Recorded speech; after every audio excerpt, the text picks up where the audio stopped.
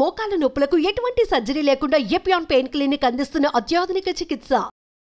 Cancer వస్తే ఇంత ఖర్చు అవుతుంది, అంత ఖర్చు అవుతుంది అని చెప్పి మీరు ప్రీమియంలు కట్టండి, ఇన్సూరెన్సులు కట్టండి అని ఒకవైపు ప్రకటనలు చేస్తున్నారు రేడియోలో. ముందుగానే కనుక్కోండి మీకు రోగం వస్తుందని ఈ డయాగ్నోస్టిక్ ల్యాబ్ వాళ్ళు ప్రకటనలు చేస్తున్నారు.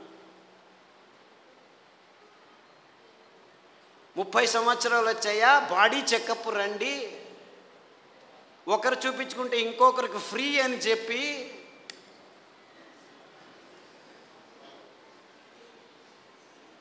అంటే మీ భయాన్ని అమ్ముకునే ఈ భయంకరమైన సమాజాన్ని మనం నిర్మిస్తున్నామని మనకి ఎవ్వరికీ తలకపోవట్లేదు.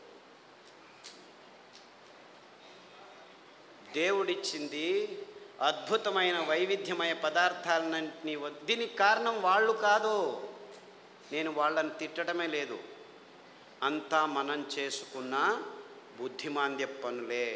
వాళ్ళు ఇస్తున్న కాఫీలు, వాళ్ళు ఇస్తున్న టీలు, వాళ్ళు ఇస్తున్న పాలు, వాళ్ళు ఇస్తున్న చక్కెర, వాళ్ళు ఇస్తున్న గోధుమ, వాళ్ళు ఇస్తున్న వరి బియ్యం, వాళ్ళు ఇస్తున్న సండే యా మండే కావో అండే అని చెప్పి తెందుల్కర్ వచ్చి జాహీరాతు.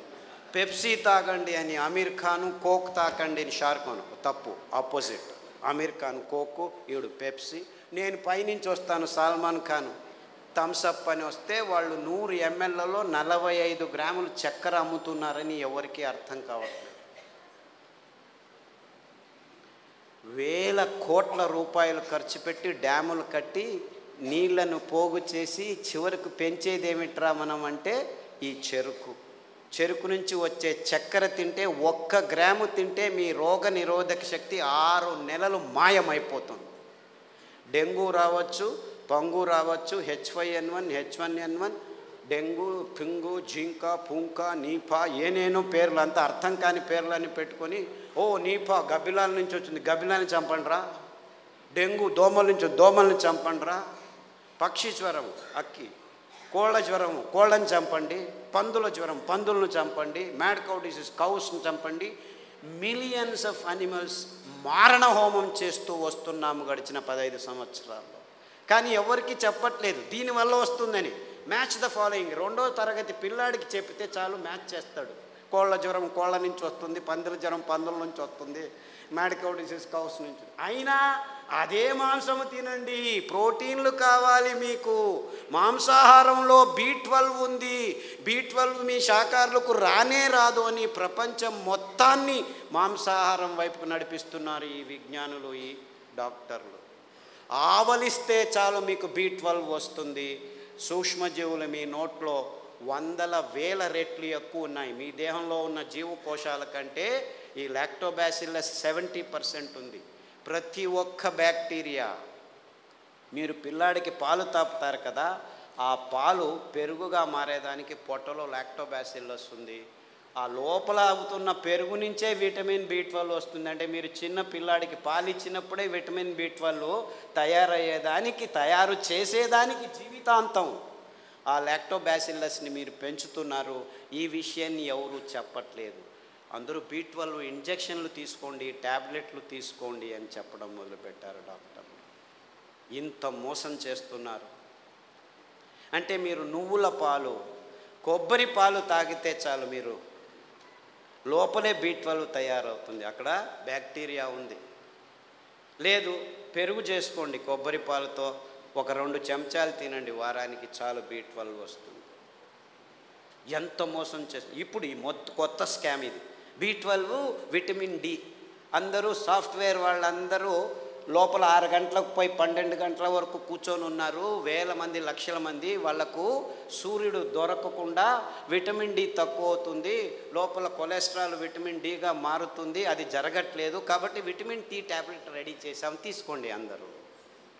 ఏం చెప్తే ఓరా వెధవా వెళ్ళి 1 గంట సేపు ఎండలో ఉండరా అంటే చెప్తే చాలు కదా. లేదు, ఇంకా సులభం. పుట్టగొడుగులు ఎర్గోస్టెరాల్ అని ఒక కాంపౌండ్ ఉంది, దానిని ఎండబెడితే 2 గంటలు అది విటమిన్ Dగా మారుతుంది. సో మీరు రావద్దండి, సాఫ్ట్వేర్లో అలా పని చేస్తూనే ఉండండి, పర్వాలేదు. వారానికి ఒకసారి ఎండబెట్టిన పుట్టగొడుగులను నానబెట్టుకొని ఒక 2 సార్లు తింటే మీకు విటమిన్ డి వస్తుందని చెప్పొచ్చు కదా వీళ్ళు. ఎందుకంటే విటమిన్ ట్యాబ్లెట్స్ నుంచి ఏ జీవము సరిగ్గా పీల్చుకోలేదు. Supplements are no good at all. Vitamin tablets are useless. అయినా $1 బిలియన్ బిజినెస్ చేస్తున్నారు. ఏ జీవసత్తువైనా మీ దేహంలోకి రావాలంటే సరి అయిన ఆహారం నుంచే రావాలి. సో ఆ ఆహార పదార్థాలని గుర్తించి చెప్పాల్సిన ఈ విజ్ఞానుల రెస్పాన్సిబిలిటీ ట్యాబ్లెట్లను అమ్మేదానికి వాడుకుంటున్నారు. ఇంతే, ఇంకేమీ లేదు.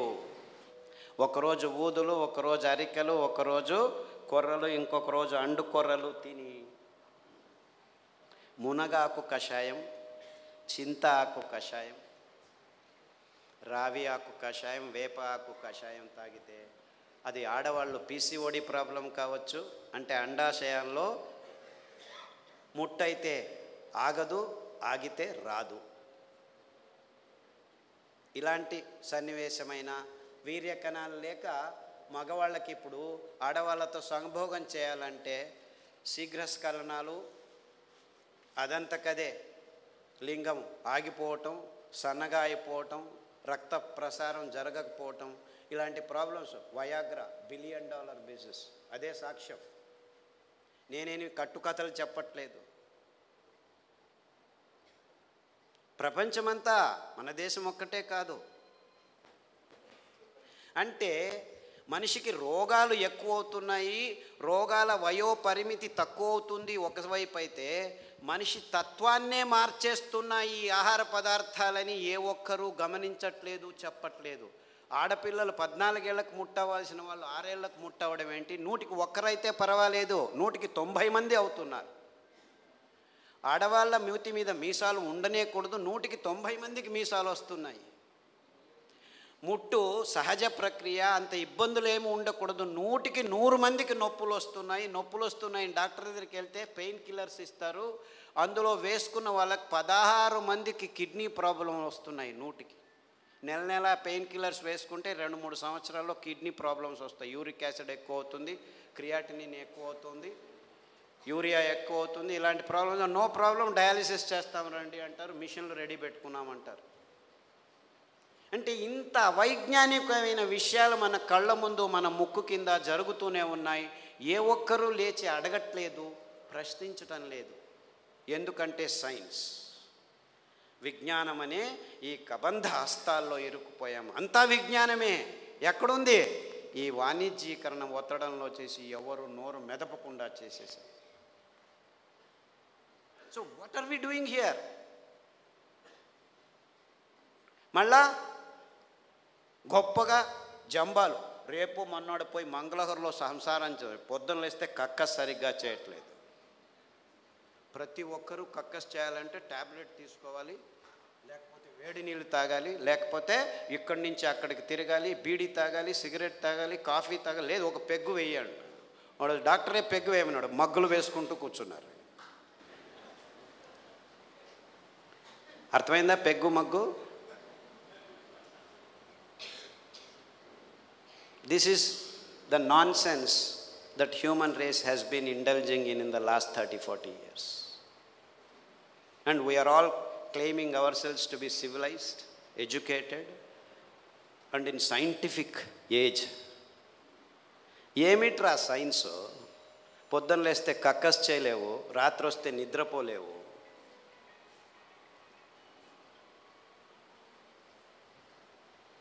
Wear is your science? మళ్ళా నిద్ర రావట్లేదు, మనిషి యోగా చేస్తాను, కూర్చొని యోగా అని కూడా.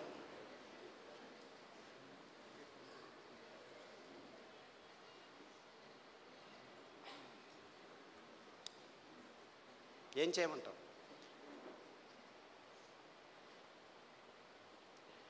యోగా చేసి నిద్ర రావట్లేదు, ట్యాబ్లెట్ వేసుకున్నా నిద్ర రావట్లేదు. రాత్రి నిద్రపోవాలి, పగలు పని చేయాలి. మనం రాత్రిని పగలు చేసి కూర్చున్నాం, ఎలా నిద్ర వస్తుంది? లైట్లు వేసుకుంటున్నాము, రాత్రి అంతా లైట్లు.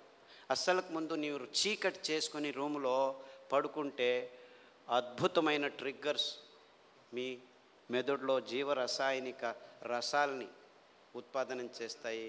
నిజమైన నిద్ర వస్తుంది, గాఢ నిద్ర వస్తుంది. అతి అద్భుతమైన నిద్ర మీ దేహానికి తడితే మీలో రోగనిరోధక శక్తి ఎక్కువ అవుతుంది. అంటే ఈ మధ్య ప్రపంచంలో మానవ జాతి సరి అయిన నిద్రపోవట్లేదు. ఎందుకంటే కారు అడవుల్లో కూడాను లైట్లు వేసేదానికి రెడీ అయిపోయాం. సో ఒక్క విజ్ఞాని కూడా చెప్పట్లేదు అందరూ చీకటి చేసుకొని నిద్రపోండి అని. ఎప్పుడైనా నిద్ర రాకుంటే ఈ ట్యాబ్లెట్ వేసుకో అని చెప్తున్నారు. మీరు 10 సంవత్సరాలు నిద్ర కోసం ట్యాబ్లెట్ తీసుకున్న వాళ్ళు నా దగ్గరికి వస్తే 3 గంటలు చీకట్లో కూర్చో, ప్రతిరోజు ధ్యానం చెయ్యి, పుస్ అని ఊదొద్దు, ఊరికే దేవుడిని తలుచుకో. ఆస్ట్రేలియా నుంచి ఒక అబ్బాయి వచ్చాడు, 28 ఏళ్ళు. ఎప్పుడు చూడు ట్యాబ్లెట్ ఇది అది అని చెప్పి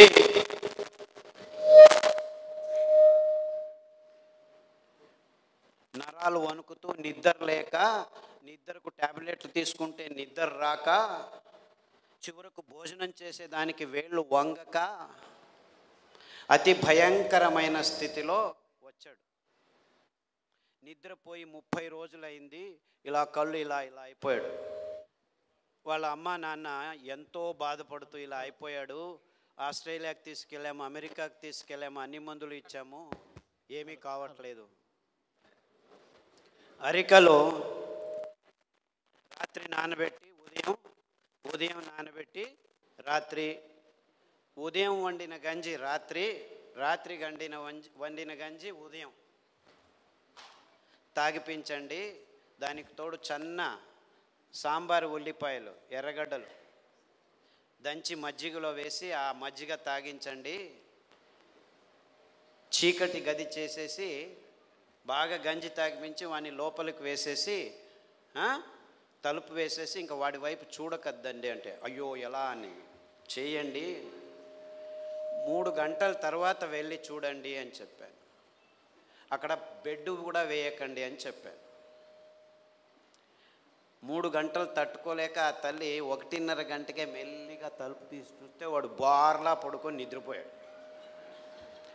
3 రోజులు లేవలేదు వాడు. ఫోన్ చేసి లేవటమే లేదు, లేపి గంజి ఏమీ చేయొద్దండి, నిద్రపోనివాడు, 3 రోజులు కాదు 6 రోజులు నిద్రపోయినా ఏమీ ఇబ్బంది లేదు అని చెప్తే 3 రోజుల తర్వాత లేచి కంప్లీట్లీ ఆల్ రైట్, మళ్ళీ ల్యాప్టాప్ తీసుకుంటాను అంటాడు. వేదవా, ఆ ల్యాప్టాప్ నుంచే నీకు ఈ రోగం వచ్చిందిరా.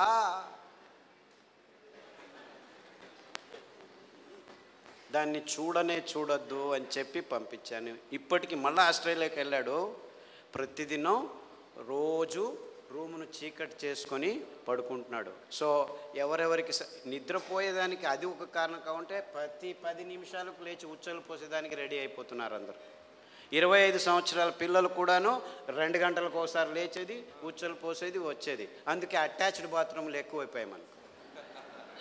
ఎవరైనా ఆలోచించే బెడ్రూమ్లో ఏముంటాయి ఆ టాయిలెట్లు? నాకు అర్థం కాదు. బెడ్రూమ్లో టాయిలెట్టా? ఎవరైనా ఆలోచిస్తున్నారా? నిద్రపోయే చోట ఏమిటాయా కక్కస్ చేసేది? నాకు అర్థం కాదు. The whole world has not asked this question till today. Attached bathroom ఇల్లు కట్టారా? ఎన్ని అటాచ్డ్ బాత్రూమ్? ప్రతి రూముకు బాత్రూమ్ కట్టారు. అంత కర్మ. అంటే ఒక్కరికి సరిగ్గా ఉచ్చలు పట్టుకునేదానికి శక్తి లేదనమాట. ఉచ్చలు వెంటనే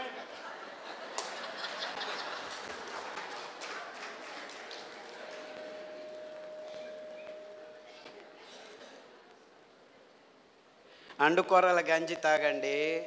రాత్రి పడుకుంటే పొద్దున వరకు లేవాల్సిన అవసరం లేదు. In fact there have been zillions అని చెప్పాలి నేను. అంటే 100 మంది పెద్దవాళ్ళు 60 ఏళ్ళు 50 ఏళ్ళు 70 ఏళ్ళు ఉన్నవాళ్ళు రోజు రాత్రి 2 గంటలకు లేచి ఉచ్చలు, అది ప్రోస్టేట్ ప్రాబ్లము, ఈ ప్రాబ్లమ్, ఏ ప్రాబ్లం అన్నా ఉన్నివ్వండి, అరికెల గంజి తాగండి. ఈ ఉల్లిపాయల కషాయం, అంటే యాక్చువల్లీ గ్రీన్ ఆనియన్స్ అంటారు. అంటే ఆనియన్ వేస్తే పచ్చగా వస్తాయి. ఆ ఆనియన్, గ్రీన్ ఆనియన్ షాలెట్స్ అంటారు. దాని కషాయం తాగండి. రావి ఆకు కషాయం తాగండి. గరిక ఆకు కషాయం తాగండి. కొబ్బరి నూనె వేరుశనగ నూనె వారం వారం మార్చి తాగితే 6 రోజుల్లో మీరు పూర్తి శాంతంగా సమాధానంగా 10 గంటలకు పడుకుంటే 5 గంటల వరకు లేవాల్సిన అవసరం లేదు. ఎవరైనా సరే, చిన్నపిల్లాడైనా సరే, పెద్దవాళ్ళైనా సరే. అంటే సరిగ్గా నిద్రపోవటం కూడా మానవ జాతికి. 16 మంది ట్యాబ్లెట్ తీసుకుంటున్నారు, కానీ మిగిలిన వాళ్ళంతా ఈ సర్కస్లు ఏదో ఒకటి చేస్తున్నారు. చిన్నపిల్లల వరకు ఈ రోగాలు వచ్చేసాయి. అంటే మనం గట్టిగా సాయంకాలం 1 గంట నడిచిన తర్వాత ఈ పనులు చేస్తే 6 వారాల్లో అందరూ సరిగ్గా నిద్రపోతారు, ఏమీ ఇబ్బంది లేకుండా.